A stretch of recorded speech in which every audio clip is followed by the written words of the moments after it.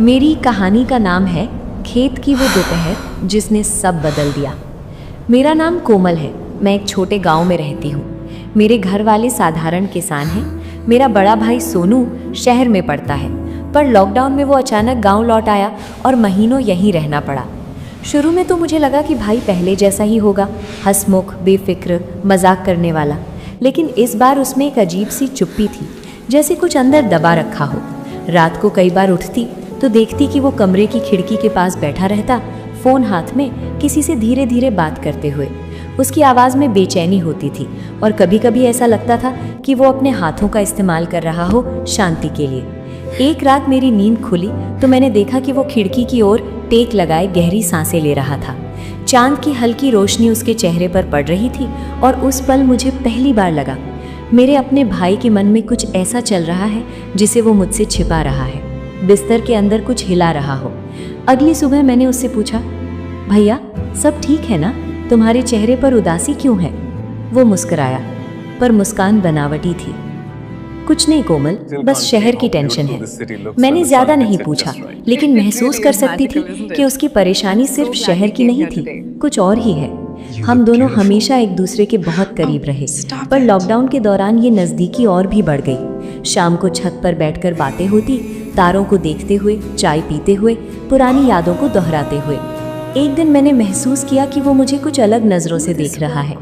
वैसे नहीं जैसे कोई भाई बहन को देखता है, बल्कि जैसे कोई किसी को समझने की कोशिश करे, गहराई से। मैंने भी नज़रें हटाई नहीं, क्योंकि सच कहूँ तो मुझे भी उस पल में एक अजीब सी गर्माहट महसूस हुई, एक तरह का इमोशनल कनेक्शन जो पहले कभी नहीं हुआ था। शायद हम दोनों अकेले थे, या शायद वक्त ने हमें एक दूसरे का सहारा बना दिया था, पर मैं जानती थी कि हदें हमेशा ज़रूरी हैं। राहुल, हमारा बचपन का दोस्त, हमेशा हंसता, मजाक करता, सबका चहेता। लेकिन इस बार जब वो मिला, उसके व्यवहार में एक अलग सी तीक्ष्णता थी, जैसे वो मुझे किसी नए नज़रिए से देख रहा हो। भाई ने भी नोटिस किया, मैंने भी, पर हमने कुछ कहा नहीं। मेरे पापा ने कहा, सोनू खेत जाकर कामकाज देख आना, कोमल भी साथ चली जाए।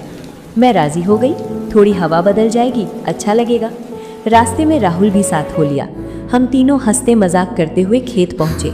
पानी लगा हुआ था, हवा ठंडी थी और खेत की मिट्टी में एक अलग ही महक थी। कुछ देर घूमने के बाद मैं एक छोटे नाले के पास फिसल गई। मेरे कपड़ों पर मिट्टी लग गई। भाई और राहुल दोनों मुझे उठाने आ गए। मेरी हालत देखकर राहुल हंस पड़ा। अब तो तुम्हें नहलाना पड़ेगा। भाई ने हल्के गुस्से में उसे देखा। बात संभाल कर किया कर। मैंने मुस्कुराकर माहौल शांत किया। ठीक है, पानी है, धो लेती हूँ। मैं बोरवेल के पास गई, गड्ढे में उतरी और कपड़े साफ करने लगी। भाई दूर खड़ा होकर मेरी तरफ देख रहा था। चिंता और अपनापन दोनों उसकी आंखों में दिख रहे थे, पर राहुल की आंखों में कुछ और था, एक ऐसी नज़र जिसे मैं अनदेखा नहीं कर पाई। मैं असहज हो गई। भाई ने तुरंत समझ लिया और राहुल से कहा, तू दूर रह, कोमल अनकंफर्टेबल हो रही है। फिर भैया भी मेरे पास आ गए और साथ में नहाने लगे। उन्होंने अपने सारे कपड़े उतार दिए, फिर मुझे भी कहने लगे, उतार दो, धूप है, सूख जाएंगे। फिर मैंने भी सारा उतार दिया। राहुल को बोला, जाकर सुखा दे। हम दोनों साथ में नहा रहे थे तो राहुल की चाबी बार बार ताले की तलाश कर रही थी। राहुल अपनी चाबी को ताले में लगाने की कोशिश करने लगे, लेकिन ताला नया था। अभी कभी भी ताला किसी ने खोला नहीं था, तो होल बहुत पतला था जिससे चाबी जा नहीं रही थी। भैया को पसीना आने लगे, बहुत परेशान हो गए। तेल भी नहीं था। फिर थोड़ा सा चाबी अंदर घुस गई और ताले की हालत खराब होने लगी और मछली की तरह तड़पने लगा और ताकत लगाकर पूरा अंदर तक डाल दिया और ताला का पूरी तरह खुल गया। अब आराम से ताले में चाबी जाने लगा। अब भैया और मुझे ताला चाबी खेलने में बहुत मजा आया। अब राहुल की चाबी भी चार्ज हो गई, वो भी खेलने के लिए बोलने लगा और पानी में आ गया। अब कभी भैया अपनी चाबी लगाते तो कभी राहुल। पूरा ताला खुल गया। अब हमारे कपड़े सूख गए। इस तरीके से हम लोग अब जब भी मौका मिलता ताले चाबी का खेल खेलने लगते। एक ताला और दो चाबी, और मजा 4 गुना। कमेंट में बताओ कौन कितने ताले खोल चुका है।